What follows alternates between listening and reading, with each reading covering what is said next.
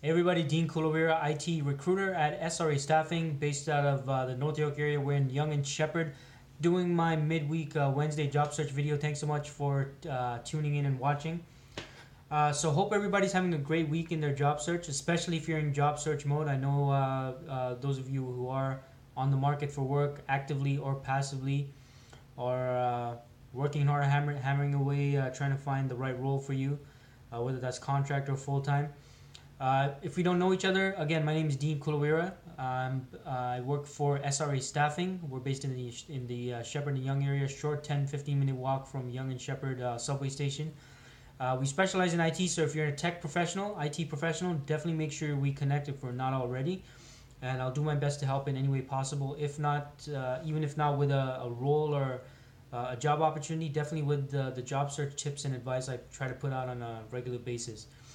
For those of you who've been following me for a while, thank you so much for following, and I look forward to sharing more information, getting more feedback from all of you out there, and learning about how I can help with anything in your journey, along your journey in the world of work, right? Finding work, finding the right job opportunity.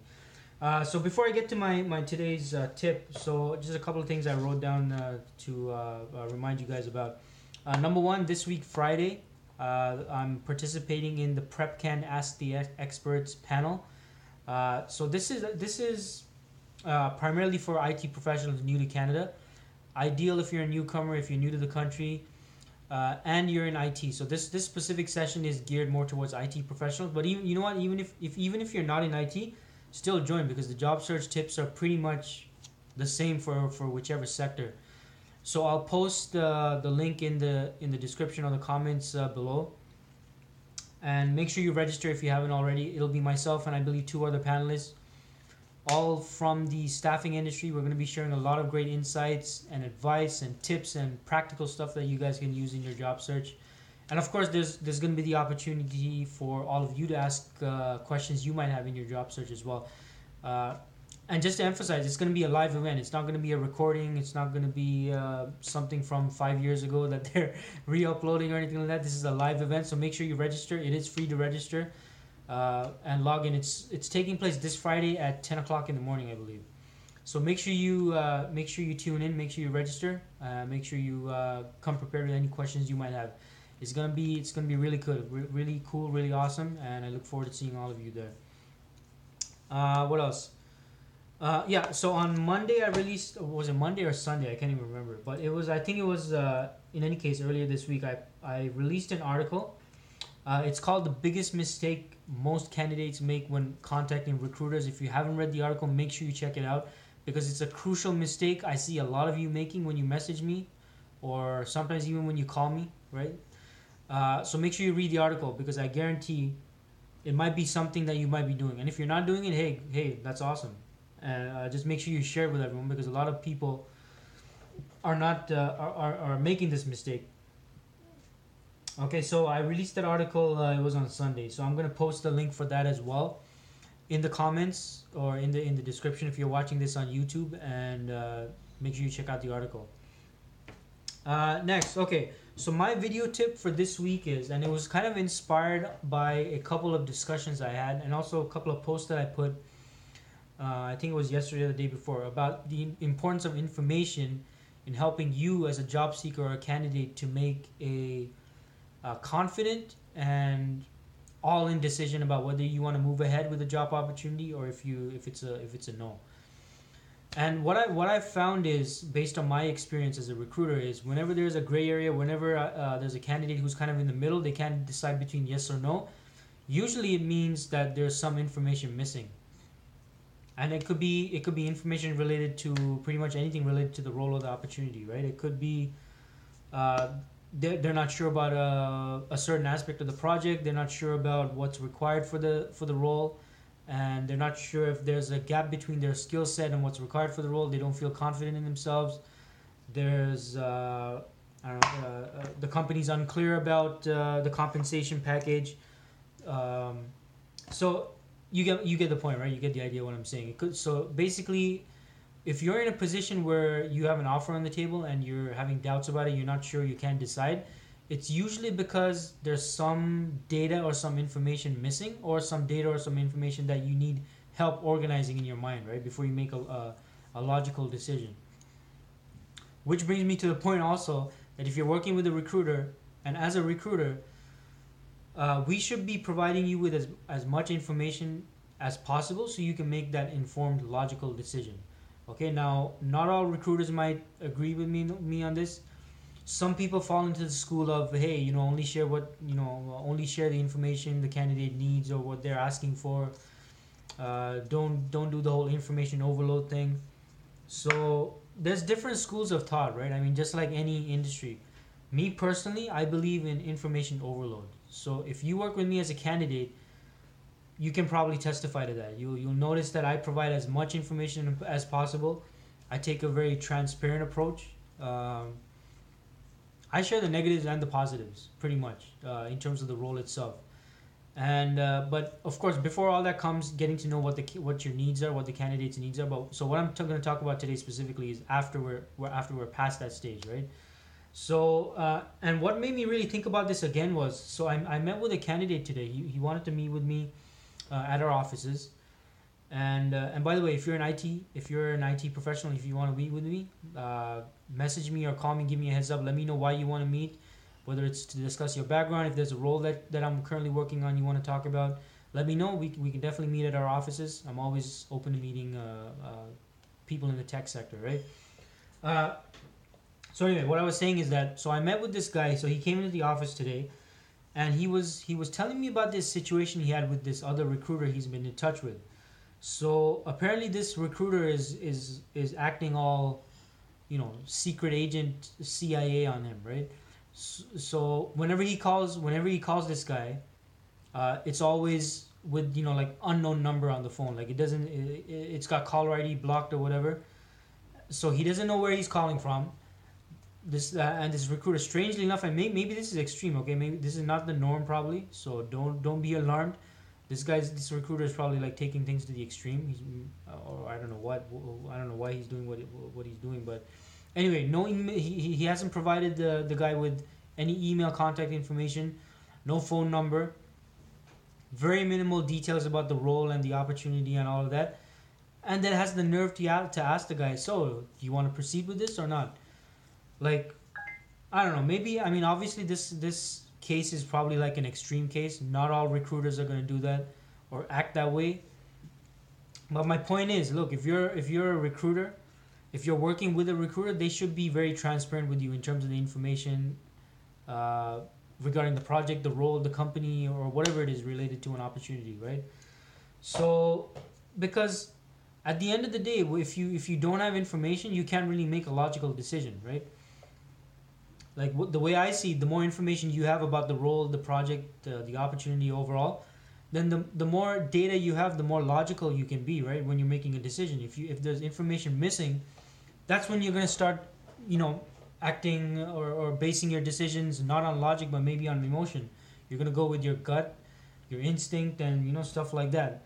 At least, and which is fine, by the way. Like you should. I mean, there are obviously cases where you should go with your gut and your instincts and all of that. But the ideal situation is if you, in addition to that instinct and that gut and that good feeling you have solid logical data that backs all of that emotion and logic or whatever excitement you're feeling for the role. I mean, that's the ideal situation, right? So that's what I try to do from my end as a recruiter. Is I believe in providing as much of that information as possible, so you can tie in that logic to that excitement you have for the role. So that's what I believe is the way that recruiters should be interacting with and assisting candidates. Like, so not only should if you're working with the recruiter, not only should they be assisting you with the actual interview process, getting you in front of their client, reviewing your resume and all of that, but also an important part of being a good recruiter is providing all the information necessary so that the candidate can make an informed decision at the end of the day, right? So that's pretty much my insights on that. So if you're working with a recruiter right now, feel free to ask them for information. I mean, I don't see what the big deal is. Just today, actually, a quick example. So I'm currently working on a role with a company which is they're not really a client yet. They're more like we're trying to get in with them, if you know what I mean. We have open lines of communication with this client, and we're trying to build a relationship with them and show them what we can do. And currently, so they were looking for a certain skill set, right? So what I do, I was reaching out to people, and I finally got hold of this one guy, and I was like, look,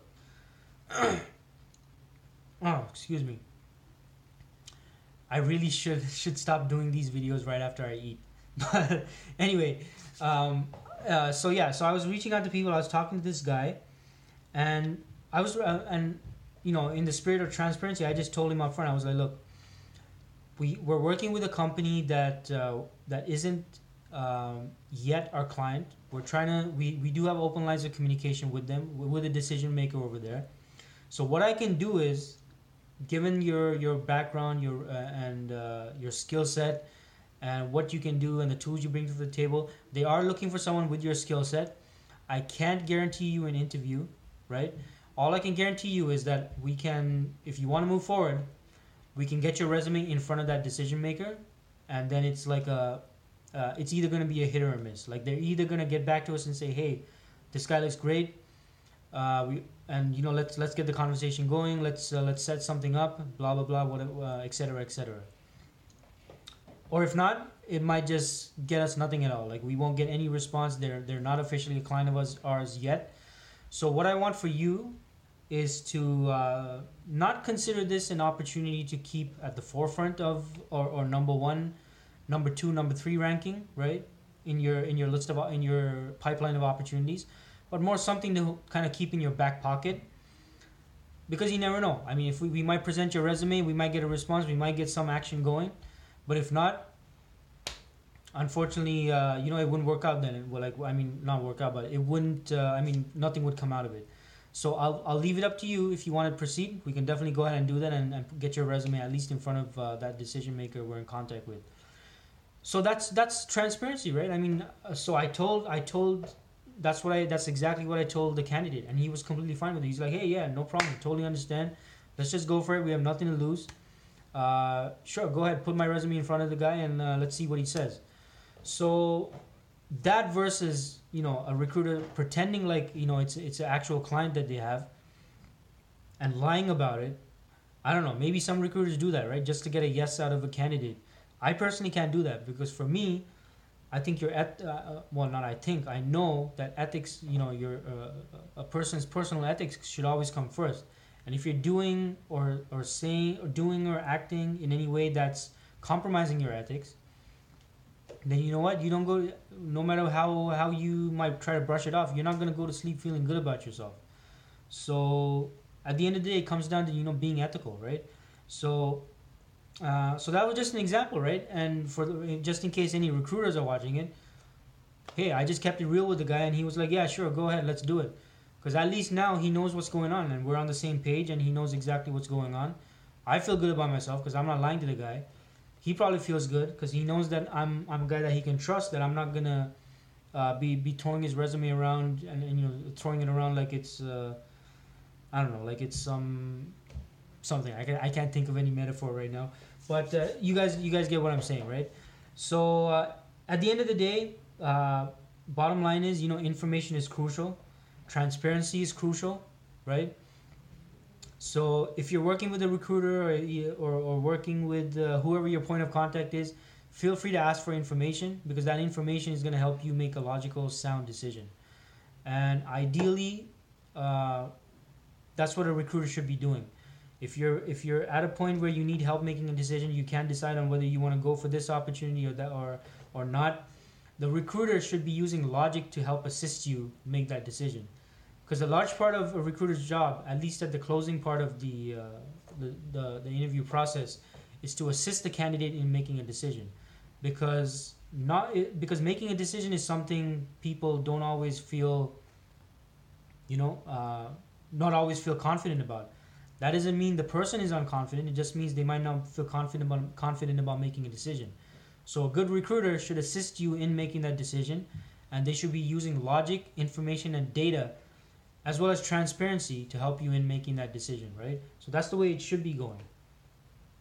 Uh, and yeah, so they should be using all of that to help you make a decision, and not trying to use guilt, pressure, intimidation, and whatever it is, like whatever old school tactics used to work in the 1950s and 60s. I mean, look, it's not the 1950s and 60s anymore. I mean, people aren't stupid, people aren't gullible, right? People have access to such an abundance of information, and I think it's great that we have places like, you know, Glassdoor and Google reviews and stuff like that, where when people have a negative experience, they can be vocal about it and put it online. And I think that's really put a lot of people in various industries in check, right? So that they're more conscious about what they're doing, whether they're behaving or interacting with their customers and clients in the right way. So keep that in mind. And yeah, that's pretty much my tip for today. So my tip for today was the importance of having information, data, and transparency for you as a candidate in order to make a well-informed decision. And if you're lacking in any of those areas, that's usually when you probably feel like, you know, that voice in your head that's like, no, something's not right, I'm not sure what I should do. So it probably means you might have some information missing, right? So then you can go ahead and get that information. Ask the recruiter, ask whoever your point of contact is, so you can make that informed decision, right? And that's pretty much about it. So that's my tip for today, and hopefully that makes sense. Hopefully I was coherent with that. Other than that, so hot roles I'm working on currently. Look, I have a lot of Java developer roles that, I mean, it's not even funny. Like I have, and not only full-time permanent, but also contract. So I think, how many roles do I have? I think around 3 or 4 Java roles. Actually, another one came out just today. It's a contract role, and they're all primarily like back-end Java roles. So even if you're one person, there's like 4 possibilities, like four possible roles that might be a fit for you. It's like a Java developer buffet, pretty much, right? So and again, it's more on the back end, so back end development. So again, both full-time permanent or contract. So if you're a Java developer, make sure we get in touch. Make sure we get into a conversation. Feel free to give me a call. I'm in the office Monday to Friday, 416-296-1772, extension 2036. If not, message me on LinkedIn. Comment, message, use social media, anything. And let me know if you're on the market. Let me know if you're not on the market. Let me know if you want me to stop contacting you and reaching out to you, right? If I am. And let's keep in touch. I mean, and even if you're not a Java developer, if you're in IT, let's get in touch. Let's communicate. Even if I can't help you now, I should be able to help you at some point in the future, right? Because we work on all sorts of IT related roles. Definitely do get a lot of software development roles. So right now, definitely Java. We also have some .NET roles as well. And that's about it. So thank you so much for watching. Make sure if you like the video, make sure you like it, comment, share. I want to hear your thoughts as well. And don't forget the event on this Friday. If you're new to Canada, if you're a new IT professional here in Canada, make sure you register and watch the live webinar. And I'm looking forward to hearing your questions and seeing if there's any way I can help you. And that's about it. Look, I hope all of you have a great week. It's midweek, but it doesn't mean it's time to take a break or take a rest. Keep going. Keep the momentum going. Keep your job search strategies and tactics and all the processes you have in place. Keep them going. Keep doing what's working. Anything that's not working, change it, alter it, or forget about it and try something else, right? Again, any way I can help you, let me know. Again, my name is Dean Kulawira. I'm an IT recruiter at SRA Staffing. Again, we're located in the Shepparton Yonge area. Any way I can help you, let me know. Thanks so much for watching, and have a great week.